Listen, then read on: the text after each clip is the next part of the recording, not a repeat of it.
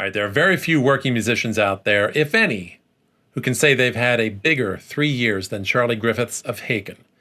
He has released 2 amazing solo albums, helped his bandmates in Haken create possibly their best album yet in Fauna, and he just completed probably a twice around the world tour circuit, almost uninterrupted, recently wrapping that up with their most ambitious tour yet, which was 3 hours of all Haken, no opener. And of course, from that tour, they got the recording for their latest live album, Live Forms, An Evening with Haken. And that one's a banger, let me tell you. So, what does Charlie do after all of that to follow it up, besides take a nice long nap? Well, turns out he was kind enough to spend an hour chatting with me about all of the above and then some. My conversation with Charlie Griffiths of Haken is coming right up.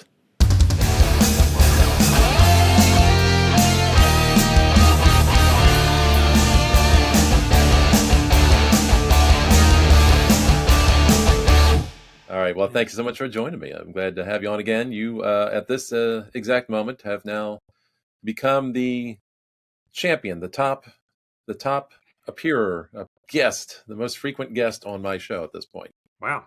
Yeah, you took the lead. You broke a 3-way, 4-way tie. That's it. That's amazing. Yeah, really. I like when I log in and it says, welcome to Prog Waltz. Yes. That's brilliant. I had to go with that had to go with that before somebody else did. Yeah. So, granted, I also don't know if somebody else didn't use it already anyway, and I can expect a cease and desist letter at some point in time in the future, but we'll see what happens. Yeah. All right. Well, you and your buddies in Haken have been having a really busy couple of years, haven't you? We have. Yeah. Yeah, we did. It seems like, Fauna, we did. That seems like a long time ago. I don't know when it was. But, last time I talked to you was 3 years ago. Your solo album, the first one, had just come out. Right. And Nightingale had just dropped. Fauna wasn't even out yet, so there's been a lot going on. Yeah. So we did that, and then I did another solo album. We did a live album. Yeah. And there's a bunch of touring. Yeah, a bunch of touring. Yeah. Seen the world, basically, haven't you? Yeah. Yeah. It's a great place.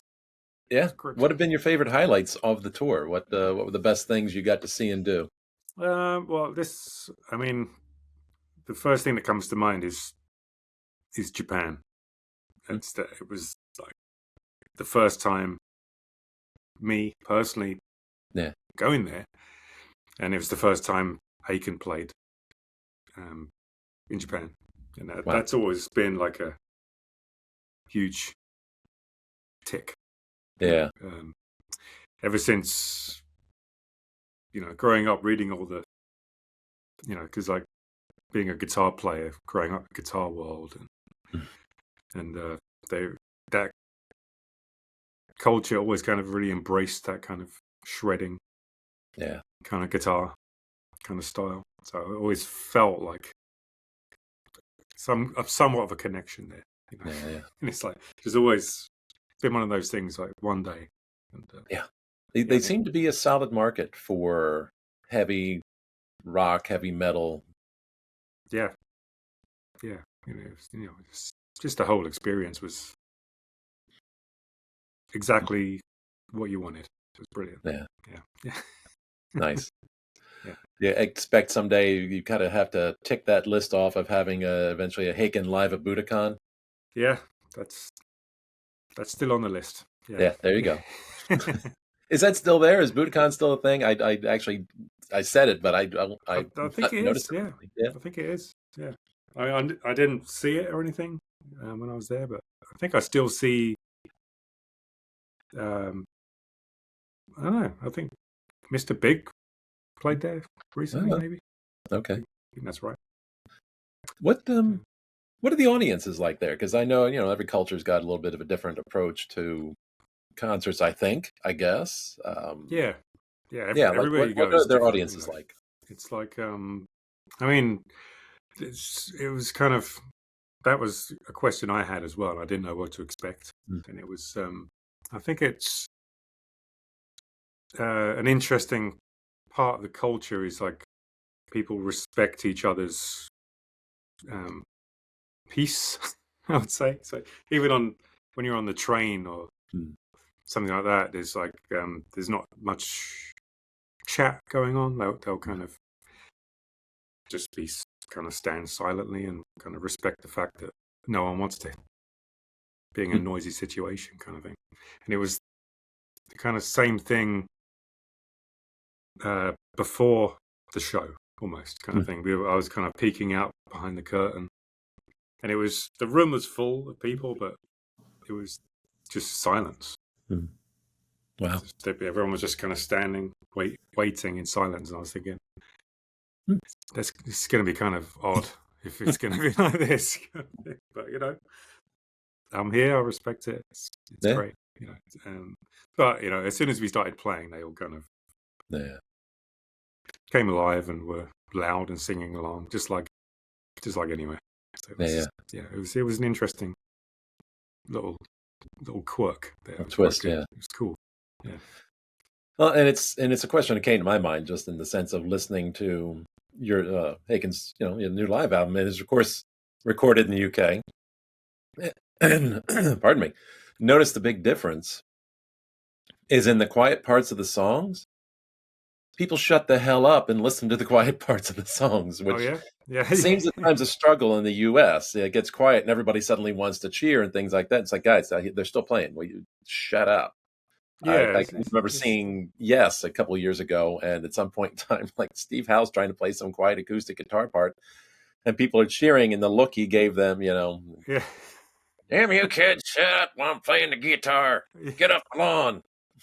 I mean that's the almost like the most challenging thing about playing live in a way, because like you can, I can sit here and practice the songs and pretty much play it perfectly, when I'm practicing at home. But when you're on stage and you're in a situation where any little kind of anything can distract you, someone might shout something or make a kind of strange movement or or a normal movement. It's like anything, just like there's just things happening in the room that can distract you, and that's part of playing live. But I wouldn't stop anyone from shouting in the in the calm moments. I don't care. It's all part of it. It's fun. But it was cool to play in and capture that London crowd on camera. Obviously I've grown up with it, so that's kind of like I'm kind of familiar with how the Londoners behave.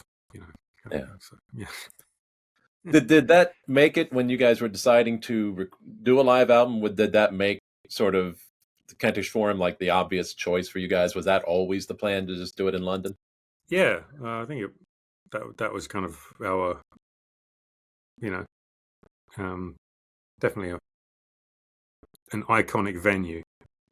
For a start, that's one of those venues that's been there since, I guess, forever. I guess it's like it used to be called the Town and Country Club. There's you can find a bunch of classic recordings from that era. From my youth, I saw Pantera play there, I saw Dream Theater play there. Nice. So it's kind of like one of those, a lot of those venues are gone now, like the Marquee's gone, the Astoria's gone, like those kind of classic venues that you kind of always wanted to play at. They're not there anymore. But this is one of those ones that was like a hallowed ground kind of moment. It would be awesome to capture this one. It worked out. It was cool. Yeah, indeed. And I've often wondered, on one hand, I would think my brain goes to, that's a little added pressure because you're performing at home, you're performing for a live recording. And at the same time, well, gee, where did you guys start playing in London? So, it's also, I guess, a high level of comfort that maybe it's not added pressure. I'm not sure, because I know or at least I've heard a lot of bands will tend to record almost every live show so that they can pick and choose which ones turn out best. I don't know if that was the approach you guys had, versus, hey, this is the night we're recording. Play well, guys. Just no pressure. This was a one-shot deal. Yeah, we didn't have any backup recording or anything like that. It was just like, and I felt fine about it. Yeah. Until I walked into the venue and there was like 20 cameras, like just everywhere, thinking, "Oh my god!" You kind of get somewhat used to it because everyone's filming every show. Everything you do, you're playing can end up on YouTube the next, an hour after the show, kind of thing. So it's like over the years, I've become kind of at peace with that. Of like, okay, if I mess up, this, it's just part of the live experience. It's like I'm not going to kind of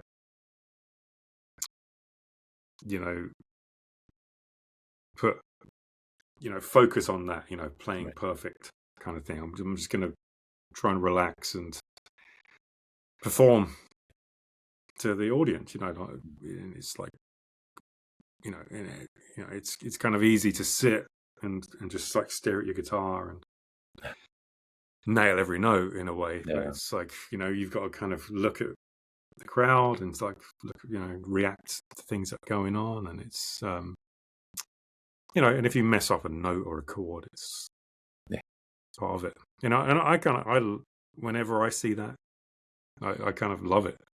It's like there's like from a few years ago, I think it was like Brian May messed up the solo to Bohemian Rhapsody, like just a video from like 5 years ago or something. And I'm like, that's awesome. Yeah.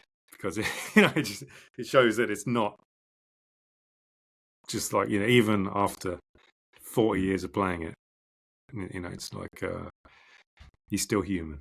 Yeah. And it's like And if it's okay for Brian May to be imperfect, it's okay for the rest of everyone else to be imperfect, right? Exactly. Yeah, and there was a thing even like from the other day of someone posted a Metallica clip from Battery, and they just kind of all went out of sync. And like, they've been playing that song since 85, I guess, something like that, when they wrote it, and it was so I love seeing that stuff. It's like even those guys, like, that's just, they're at the highest level of metal band playing live, and it's like, sometimes you mess up. And that's sometimes some of the fun parts in the concert is, where something gets a little bit disrupted and all the rock and roll pretense gets dropped for a few moments, and they goof and improvise maybe for a few moments and joke and reset. Yeah, and you've seen something unique in that moment. It wasn't an instrumental failure, but I'll always remember I was lucky enough one time when the girlfriend and I were traveling in London, and it just happened to coincide with Devin Townsend playing at Royal Albert Hall. I'm like, we've got to go see that. So at one point they had a little bit of a technological mishap, I think, and he needed to stall. So, I mean, like, he filled 3 minutes like Robin Williams. He just kind of started goofing and being silly and joking. And it was like, there's one of those amazing moments that you don't see very often. And, you get to see his personality come out. And it's really cool. Yeah, it's great. I love that. Yeah, I love it. But, but we were lucky. We didn't really have any no real big mistakes. So So what inspired you to do an evening with type format? What was the impetus behind doing that? I think it was just like it was just the fact of having such a sort of long songs for a start. And it's always a challenge to create a set list that pleases everyone, kind of thing. So it was like we have to, Dream Theater kind of showed the way in that, they've got the same thing where they got long songs and like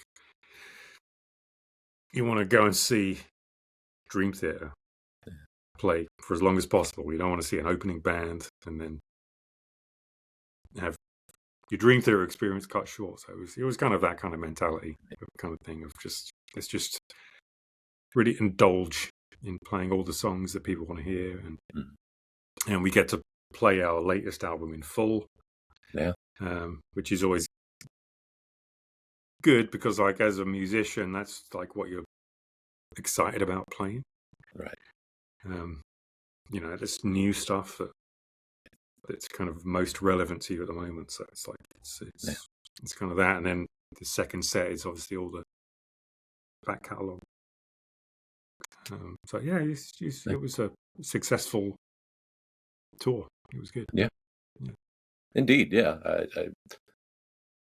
I got to see it up in New York. You guys always put on a great show. You're I think, very focused band as things go. There's the songs are just nailed almost note for note. There's not a lot of playing around or downtime. I don't even know how best to describe it. It's just that you're very focused, and then that's the kind of thing I appreciate, in the sense that you know what you're going to get. And I've always been very appreciative of a band that can deliver live what they did in the studio.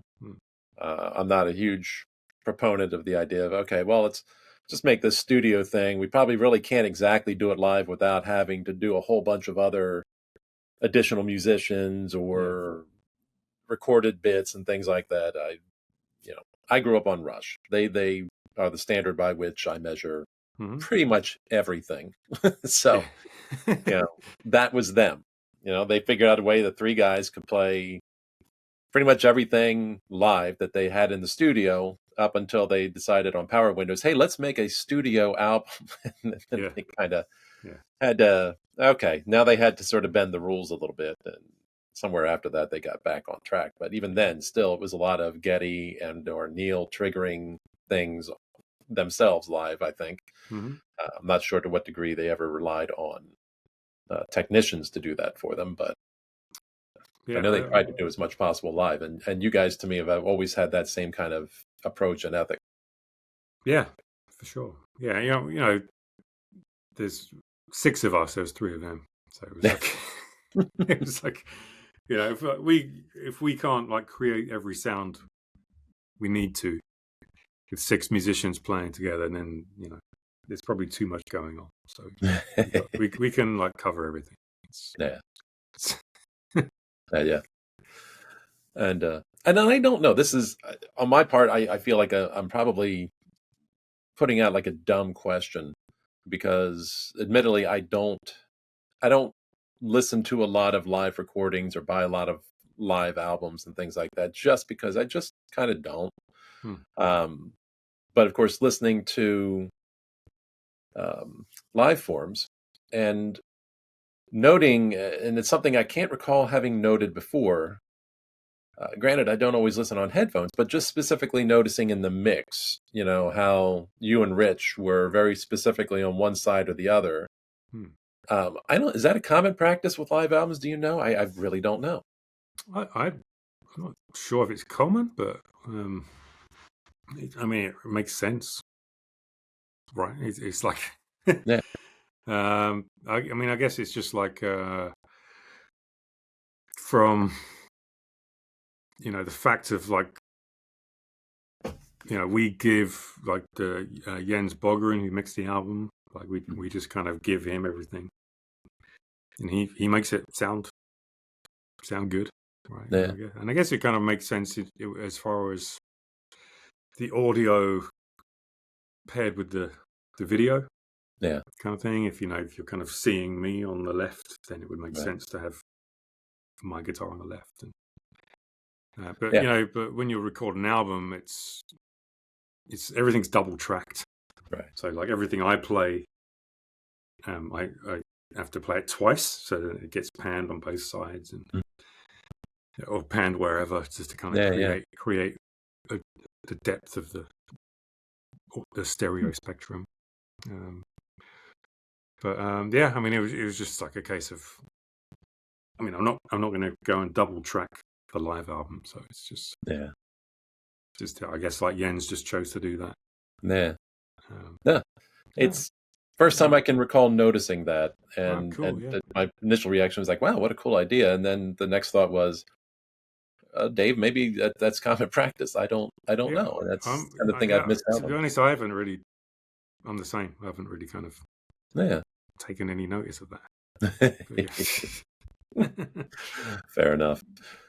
So ultimately, as you look back and reflect on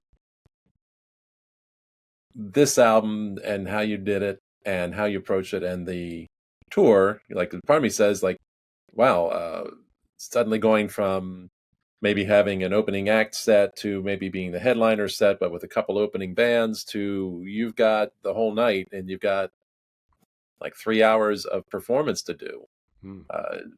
Do you end up seriously? Do you end up training for that and practicing to get into shape for that? Because that's a lot of playing. Yeah, I mean, it's that's when the nerves happen for me, like 2 months before the tour. Yeah. Because my memory is like a sieve when it comes to our songs. You know, it's like if I'm not playing it regularly, then it's just it just falls out the back of my head, basically. So it's like I have to spend a good 2 months going through the songs again and like relearning them and practicing the tricky parts, the solos, getting them back up to speed. So it's like for sure. It's like at least 2 months before the tour. I'm just every day I'm running it, and it's honestly the most boring thing in the world doing that, because it's like if I had one superpower, it would be that I could remember all our songs. Perfect recall, right? Yeah. There you go. Meanwhile, this is happening, and right before that, Tiktaalica comes out with a second album. Now that was the interesting thing that I think tripped people up ever so slightly, is it stopped being called Charlie Griffiths and started being called Tiktaalica. I'm curious what prompted that small but seemingly significant change. Yeah. It was something I was toying with the first album as well, like, or trying to decide on which one it should be. And I think with the first one, it kind of made sense in that it would be, it would give some people some context for what what this first album is. It's that guy. And in the time you think, oh, it's probably just going to be this album, and then so it doesn't really matter. But it was and so at some point later on, I was hit by the inspiration bug to do a follow up kind of thing, and it was and just the way it kind of I wanted to present it felt like more it should be presented as a kind of project or a band. I wanted it to kind of have this more throwback late 80s, early 90s kind of aesthetic, with the artwork being that kind of old school metal kind of artwork, and I just thought, well, it's not really gonna, like, I can't really have my name. It just wouldn't look good, on the album cover kind of thing. So it's not well suited to a logo. Not really, no, exactly. I mean, it's like and Dan Goldsworthy, as well as doing the first album and Fauna, he did the Gods of Pangaea artwork, and he made this really cool Tiktaalica logo. And I thought, well, that's got to be on the album cover.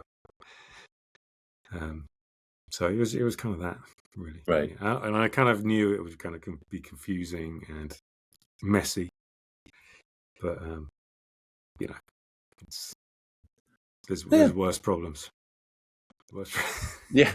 I mean, the upside is the name Tiktaalica very much is distinctive and frankly a great name, and it really does lend itself well to a logo, especially the ones kind of paying homage to that 80s, early 90s feel like you've done. So I don't think you lost too many people on it, but I think for a lot of us it was just like, he's doing something different. I wonder what that's about this time around. And but it was very cool to see that, and it's interesting because I mean, for those that heard the first one, that was like a prog metal album with thrash influences. This became something a little bit different. You went kind of all in on the thrash thing. Yeah. I guess I wanted to kind of, that's what I grew up on. That's just kind of me being 100% myself in a way. It was like I was like a thrash and metal kid first, and then I kind of got into prog later on. After hearing like, it kind of went for me like thrash metal was my first stage, and then it kind of as a guitarist, you're looking for more and more kind of technical stuff, and I was never super into like the instrumental shred albums too much. I really liked songs, like, and lyrics and that whole thing. So the other route for that was like technical, like sort of death metal, like the band Death, and like more kind of tech metal, like Cynic kind of things. And so that's kind of edging towards kind of like what I didn't know at the time. It was kind of like King Crimson meets Alan Holdsworth kind of thing. And then like someone told me, oh, if you like that, you should check out Alan Holdsworth. So I kind of went down that route and into fusion, and then fusion kind of led to prog. So I kind of went around the houses, and then it all kind of got mixed up. But with this album, I thought, let's try and go back to the roots and use the sort of limitations of the genre to help inspire something that I wouldn't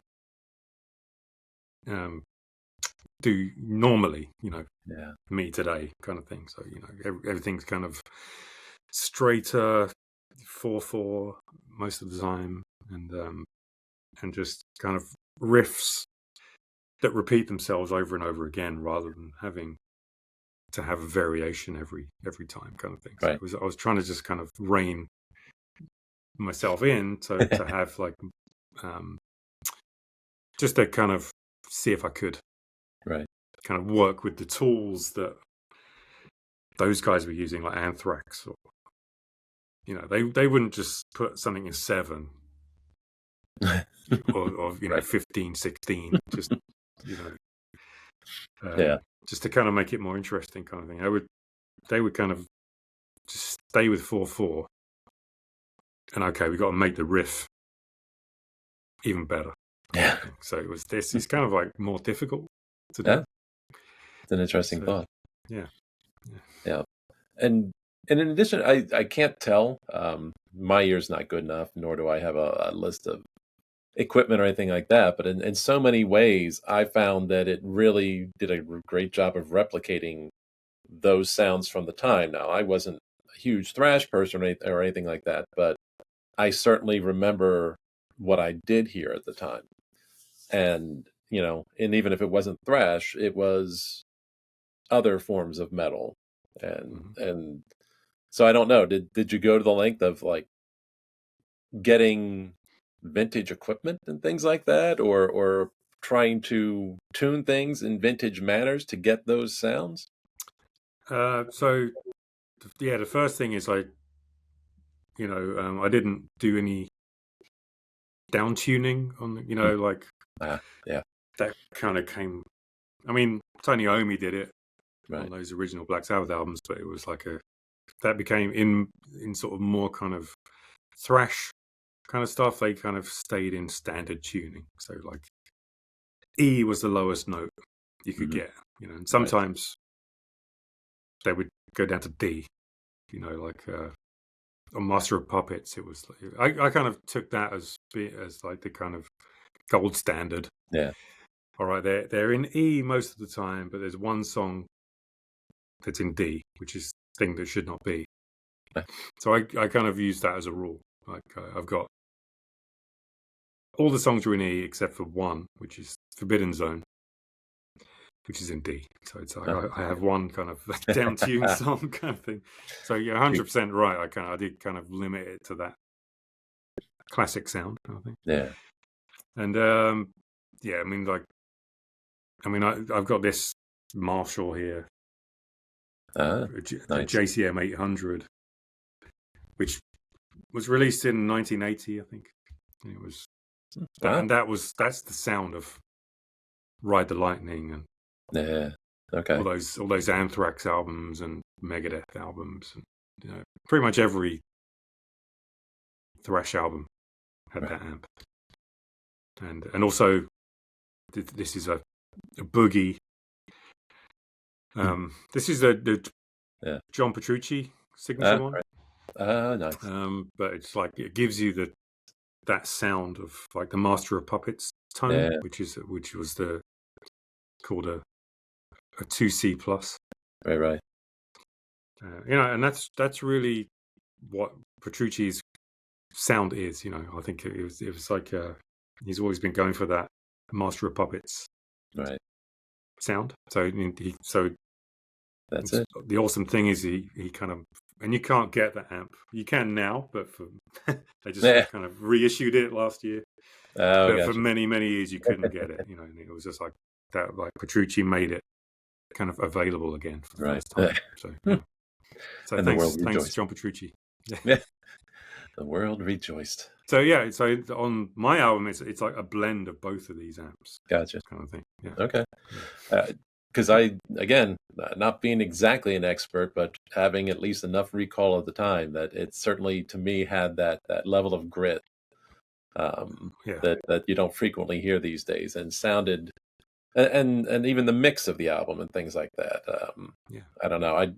I saw one review that thought it sounded like it was too cleanly mixed and yada yada for the time. And I'm going, no, I'm sorry, I don't agree with that. I heard the opposite. I heard something that sounded like it walked out of 1986. Yeah, I mean, I guess that's somewhat fair comment in that the drum sounds are slightly more modern. Like Nolly mixed the album, so like in his kind of expertise is getting super clean drum sounds, and so I would accept that criticism as being I guess like the drum sounds they aren't as you would hear, but I wasn't trying to do that so much. It was just I just to Nolly, I just kind of let him make it sound heavy. Kind of. But we use like clean bass, and a lot of modern metal is like the bass is distorted. That was one choice with like keep the bass clean. Like I always loved that on like those early like Megadeth and Testament albums where you can like hear the bass doing its own thing. And so I wanted to kind of preserve that because Connor from Haken is playing bass on it, so it's like, and he's kind of weaving and improvising around what I'm playing, and cool. Connor pulled out some nice thrash chops there as well. Like he's the quiet one of the band that I feel like I know the least about. He just does his thing, but you threw him in there and he went.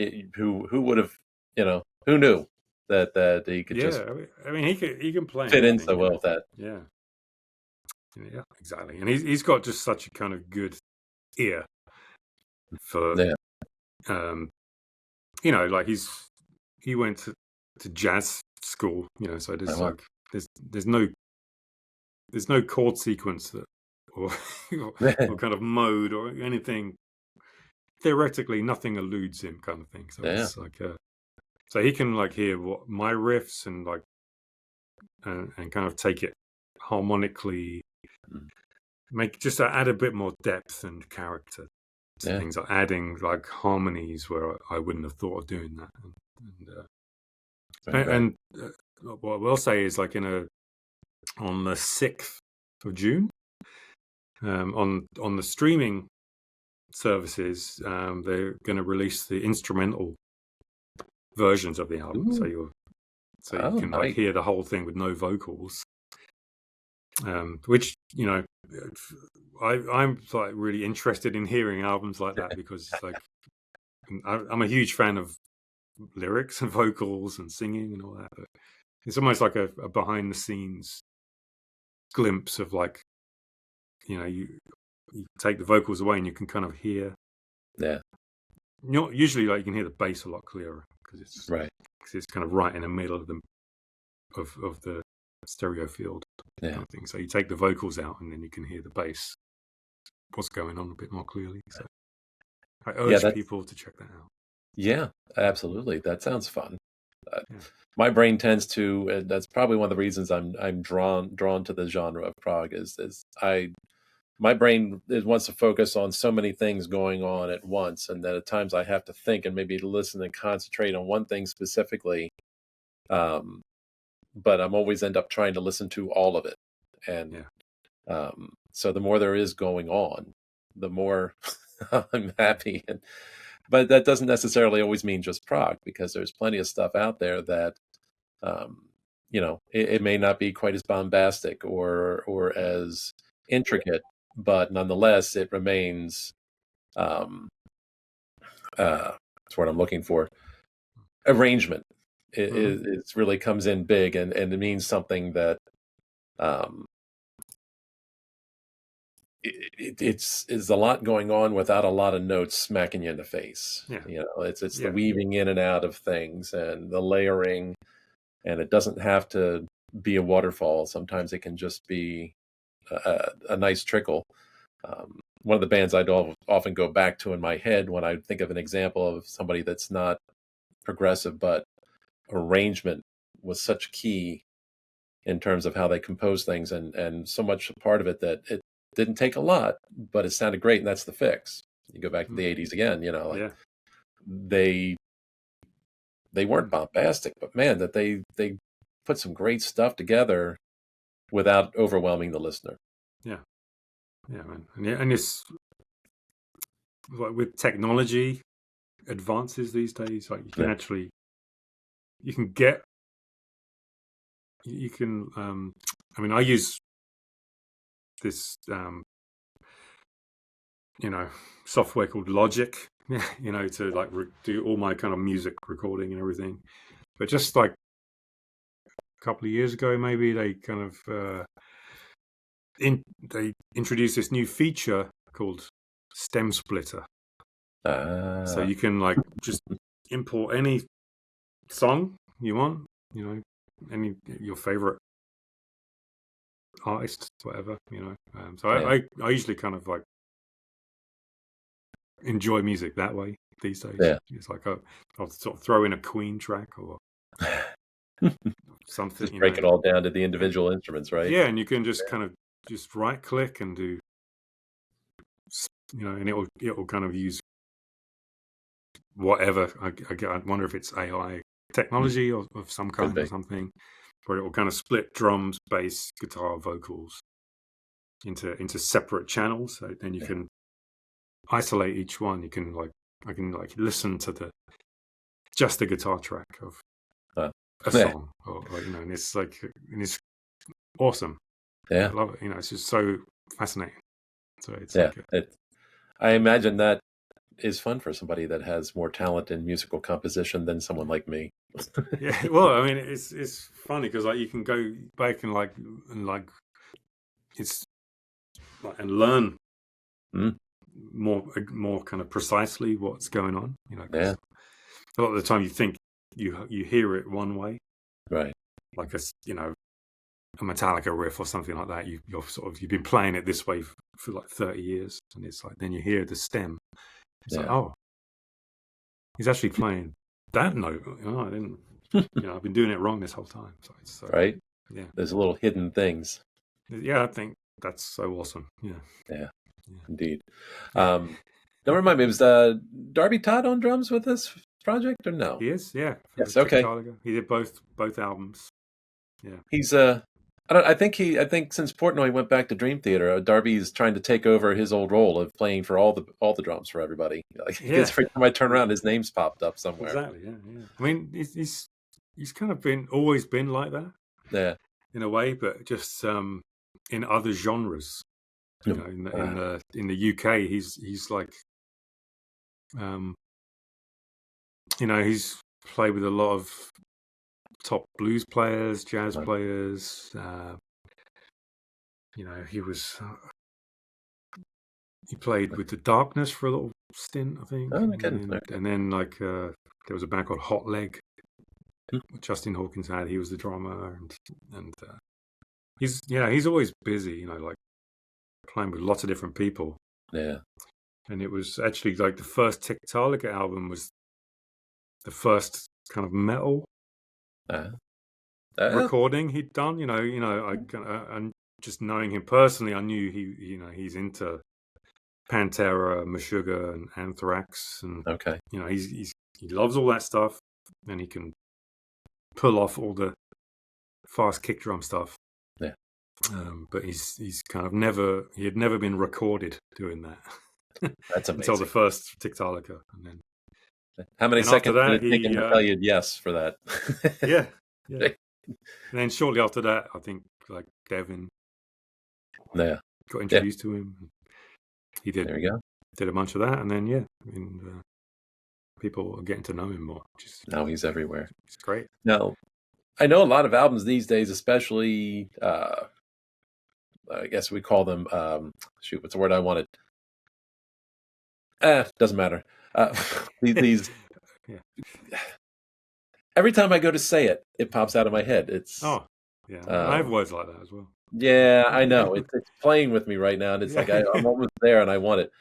But anyway, these one-off projects or side projects, whatever you want to call them, especially, but sometimes in some of more long-standing bands, like there's been a shift to folks recording separate locations and emailing in remotely. I guess you would say. Yeah. Is that what happened here with Tiktaalik? Is that pretty much how it was? Or did you guys actually get together somewhere physically and play together? It's all, it's kind of, I have to basically create a demo of all the instruments kind of thing. So I'll play the riffs, program the drums, and on this one I program the bass, and then I kind of have to sing my I can't. That's why I don't sing, because I can't do the kind of my voice doesn't have the sound of fronting a thrash band. So it's like so I just have to kind of do my version of where the words fall and what the melody is, kind of thing. So I just have this kind of demo like that, and then everyone kind of works to that in a way. I'll send like a project to Darby of everything, so he can mute the drums and then just kind of create his whatever his thing is, and then it's pretty quick. With Darby, it's like a song a day kind of thing. Like, and we actually live quite close by, but it's just like it's not really going to help me being there kind of thing. It's just a case of I just want you to do your thing. Yeah. So typically it'll work. He'll just play through it, just like whatever kind of comes to mind. You know, it's not really overthought. It's very kind of improvised and just done by feel. You know, kind of thing. So you won't sort of learn the song. You'll just kind of put it on and play on, kind of thing. And then he'll send me that kind of rough version, and there might be like, oh, just for this section, can you like change the groove to this way or whatever? And it's like very small things. Right. But usually I'm just looking for the sound of a real drummer, you know, because that's hard to come by, right? You know, when you're making music just for your own enjoyment, like that's really what I'm doing. Yeah. And I'm just like programming drums, like in a way, kind of, and it's like a kind of you're sort of fantasizing. Okay, if I had a real drummer, you know, it would sound like this, you know, and it never sounds real because it's quantized and sounds perfect, you know, and it's that's not what real drummers sound like. So it's like, you know, whenever I have Ray plays real drums on a track, or Darby plays real drums, it's just like, oh my god, it's a real drummer. It's like, it's amazing. Yeah. It makes all difference. And again, that the even slight imperfections make it better, enhance it really than and that's what you want, because like it'll sort of like just, you know, like one thing I love about Darby is like he can do that kind of Bonham backbeat. And it's got like a swing to it. It's like, you know, if you put everything on the grid, it sounds wrong. You know, it's like, you know, so sometimes when you look at like where the drum hits are, sometimes slightly before the grid or slightly after the grid, and it's so, oh, that's why it sounds good, right? Because it's not perfectly lined up, kind of thing. Well. So we definitely kept all that, you know, all that kind of real feel, and that's it. Yeah, there you go. And finally, in my mind too, here, what I remember you talking about the concept behind the first album, and kind of blowing my mind with the layers of that, and how many ways you worked in metaphor and concept with that. And then I thought it was very cool that on this one you're both going in a different direction, but at the same time, somewhere along the line, expanding on the, I guess we'll call it mythology of this world of yours. And I'm curious, how do you, because the first one seemed very scientifically oriented, and this one now sort of went more in that direction of, I don't know, Lovecraft or something like that. I'm curious how you got there. I mean, it's just like I mean, for this one, although I'm kind of drawing on a scientific study, you know, the paleontology and all that, and it's just I don't want to be like preaching or like or sort of feeling like I'm giving a science lesson or kind of something like that. So I want it to be kind of you know, just entertaining. You know, so it's like, so it's a little, you know, it's a little bit of you know, fact, you know, scientific fact, a little bit of fiction, and a little bit of kind of my own experience, you know. So it's like it's you know, there's kind of some of the songs are kind of from personal experience of like relationships and like, you know, like Fault Lines. That song is almost like a kind of love-hate song, kind of thing. And it's, you say, it's sort of written almost like between two people, right? Having a disagreement or having a breakup or something like that. And it's just like, and it's, you know, it's not too much of a jump to think of the metaphor of an earth-shattering geological event, like separating two people kind of thing. So so there's a bit of kind of that, and then there's this sort of that sort of the religious aspect to it as well. That sort of overlap of religion and science, and that kind of friction, you could say, between them, kind of thing. And, and it was, and I always liked that imagery, of like,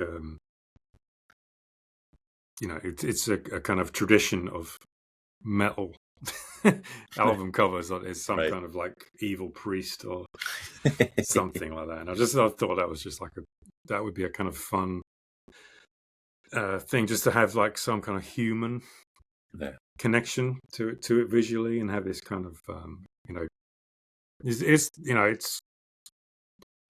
I'm not kind of giving away any secrets, but it's like a kind of spiritual healing by death.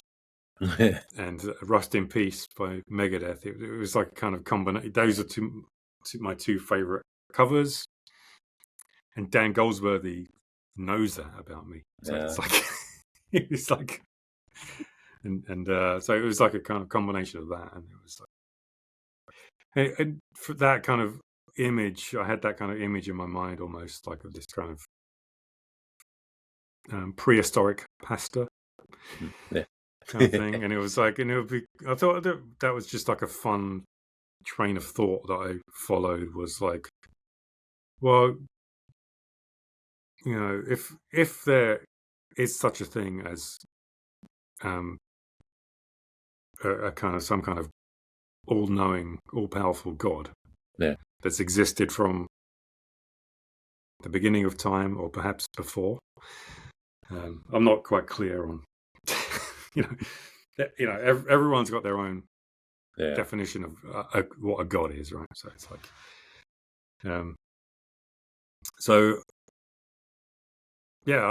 my thought was like, well, what was this God doing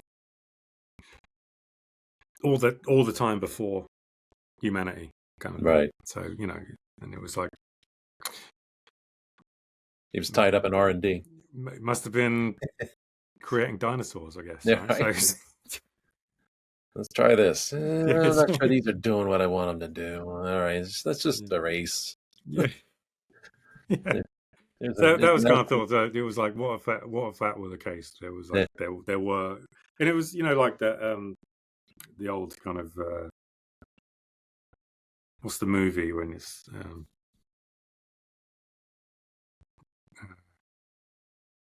oh man, what is it?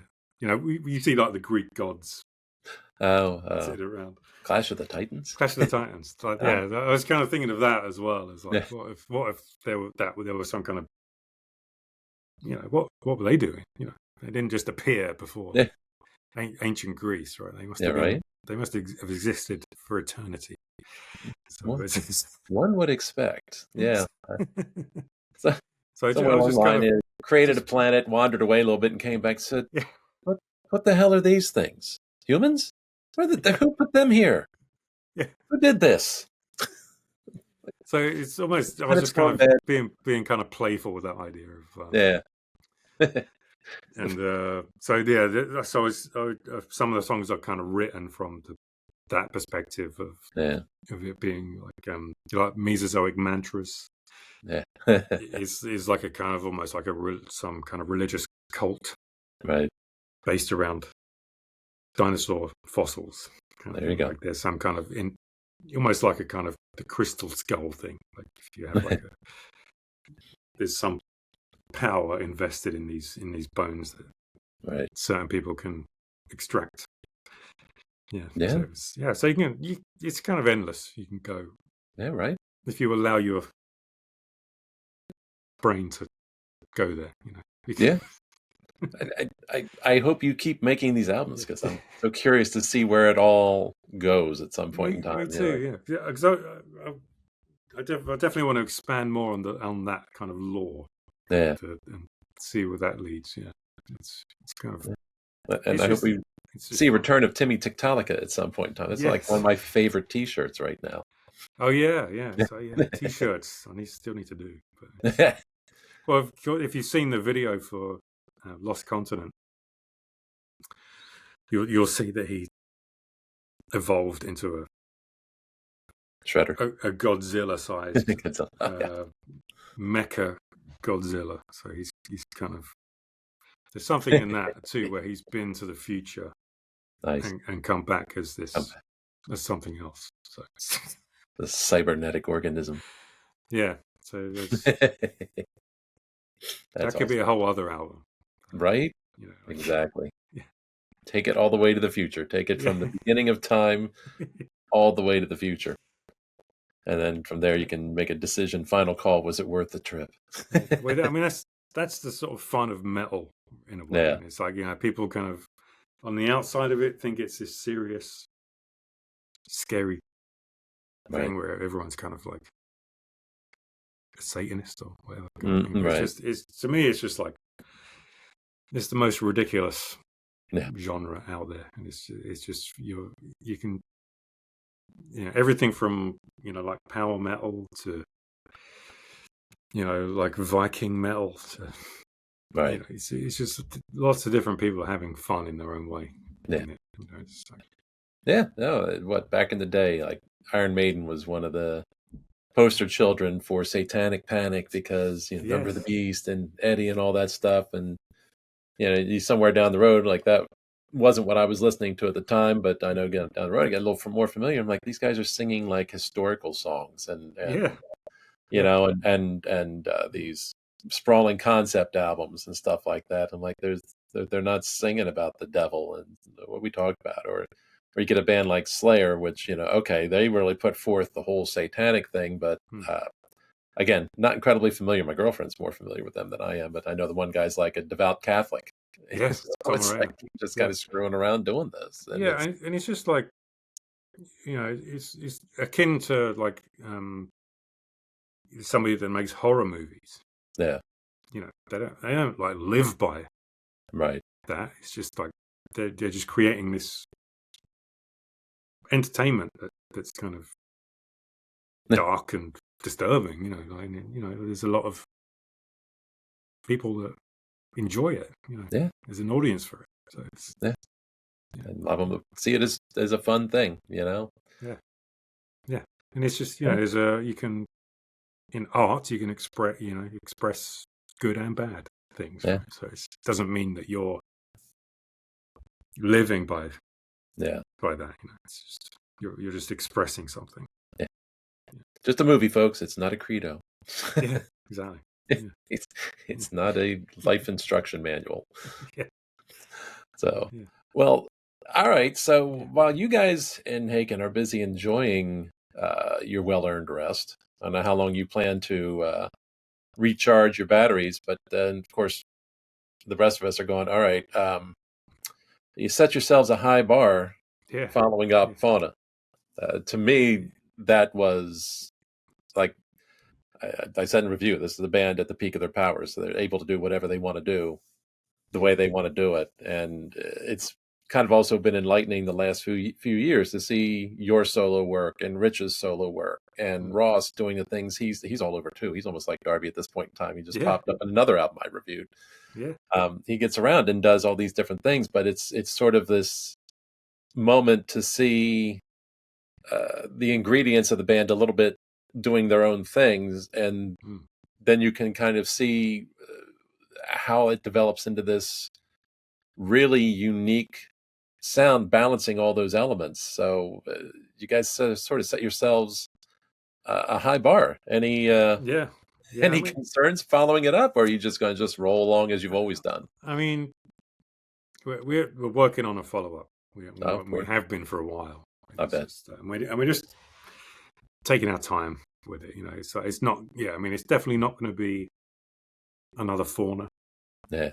Okay. Because I think we feel the same in that we kind of maxed it out with that album. And it's, we're going to try and make the next one different. And it's and it takes a long time. It's like you got to sort of try lots of different avenues, and and a lot of like writing an album is like figuring out where not to go, kind of thing. So you might kind of go one way and think, I'm not sure about this, and let's try something else, and then that's the kind of the process of making an album as a collaborative team, kind of thing. It takes a long time to kind of figure it out, and like what are the points where everyone's aligning, or where shouldn't we go, and so we're sort of still in the midst of figuring it out, and and we're not sort of under any time pressure, so that's good. So it allows you to be methodical in what you're doing, and I think my own way of functioning in life is I tend to like to be methodical and pretty intentional in what I'm doing, and it both amazes and concerns me in some ways. I think when I hear a band talk about, all right, time to write an album, we're going to throw ourselves into a room together for a couple weeks or a couple of months, and we're going to crank out some songs, and I'm going like, I cannot, and probably never could, really write original music.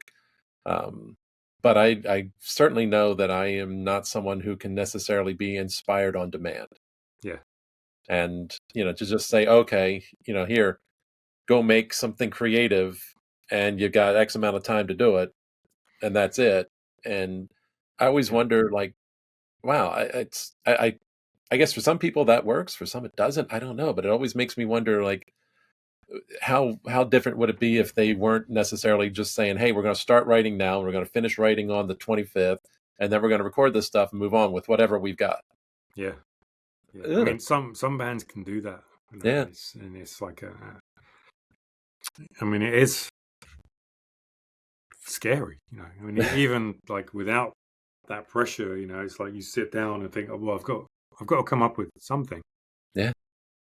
And and every time you think, I don't know how to do it, and it is, and it's just like something happens, and I guess like one thing I've learned from the amount of times of doing it is you get better at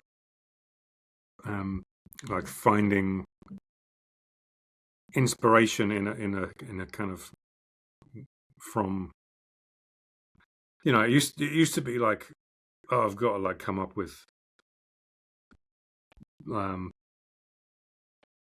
got to kind of toil away at like coming up with a section or like a verse and a chorus or something like that, and it's just like, and that will take ages to kind of come up with something that you think is original anyway. And it's but the more you do it, you kind of get better at being sort of finding the inspiration in smaller things. It might just be like one chord. You sort of play and you kind of hear something that could go with that chord, or just a little melody you sort of happen to play. Think, sometimes you just hear a little thing like that, and then you can see the bigger picture straight away. And so that it kind of gets easier from that perspective in a way. Like a smaller chunk of information can, and you can kind of see where it can go quicker. That's the gift of a creative mind. It's never easy. I'm sure. That's like I said, that's why I get amazed. And then you got like kind of the opposite end of the spectrum where, like I talked to somebody like Jason Bieler who like gets up every day and writes a song probably, or just about, so he just releases an album, and then like 4 weeks later, he's got another single for the next album already coming out. Yeah. Dude, how do you do that? Every day I get up, I got a studio in my house. I got an idea for a song, go write it. And I'm like, so he's just churning them out. Yeah. He's got it. He's refined that process. Yeah. Yeah. Yeah. And then to think that there's people out there that go, okay, time to write the album, and they sit down and boom, crank out something and record it and move on and do something. I'm like, how do you just do it I on mean, demand? the band that and it's no secret because they talk about it a lot, like Dream Theater. Yeah. They can go in and do 2 or 3 weeks. Yeah. And have an album. Time to write the album. And it's like, and you hear it and you think, this is actually everything is top quality stuff, and it's like, how have they done that in that short time, kind of thing. And then the other end of the spectrum, you got Tool, who is like they take years and years and years, about once a decade. Yeah, suddenly they show up and make an album. So, there's no sort of one way. Yeah, of working. So it's it's that's very cool. All right. I guess one final quick question. I'm always curious myself when I talk to people, but I often don't get around to asking the question. What stuff are you listening to that you would recommend to people that you think hasn't gotten attention that it deserves? What am I listening to? Man.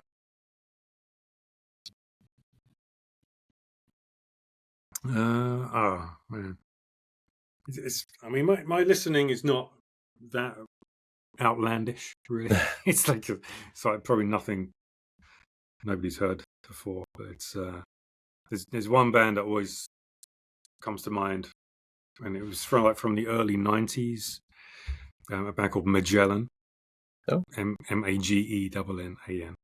Yeah, and I remember that name. There was a guy called Trent Gardner. It was really like almost like a solo project. It was like him and his brother Wayne Gardner, who was a guitar player. He played on a bunch of that. They're kind of sadly both passed away. Oh wow! At this point, but it's there was just like this one album called Impending Ascension, which is it's one of my top 5 all-time best favorite albums. I can just put that on any time, and it's just like, man, this is incredible. Write that down. And it's like mostly kind of keyboard, proggy keyboard. And you mentioned before, but when you said before about Maiden singing historical songs, that I thought of Magellan when you said it, because they have like songs about. There's one song on that album called "Storms and Mutiny," which is about the life of Ferdinand Magellan. And and on their first album, they have a song about the signing of the Magna Carta. And, it's kind of like, so I've learned more from like these albums about history than I did at school. It's like, so that's one band that always comes to mind when I try and think of like what do people not know and they should. So yeah, and it's very kind of the time. Like the keyboard sounds are very kind of you would say retro at this point. But it's like the sounds people are trying to achieve sometimes these days, right? Yeah, exactly. But yes, I just love the sound of them, and nice. He's got a brilliant sense of melody with his vocals and his lyrics, and he's like, whenever I'm like writing lyrics for Haken, kind of thing, I almost like think of what would Trent do. Like, how would he kind of phrase a vocal line over this riff? Put that in the wall of your office. WWTD. Yeah, what would Trent do? Yeah. Very cool. I will have to seek this out and check it out, because now you have me intrigued. I've often joked that if you're listening to prog, one of the true hallmarks of progressive music is that you come away learning something new about science or history, or at the very least learning a new vocabulary word. Yeah. If one of those things happened in the midst of what you're listening to, you might be listening to prog. Yeah. That's good. Well, very cool. Well, hey, Charlie, I really appreciate your time this morning. It's been great chatting with you again, and I'll try not to have to do it more often than every 3 years or whatever, but we'll see what we can do. And Oh man, So glad to see you guys getting the success you're getting, and I hope it continues. I'm very excited for what comes next, and I look forward to what you guys do. But hey, don't rush yourselves. Do it in your own time, and enjoy the rest after you've been traveling the world all this time.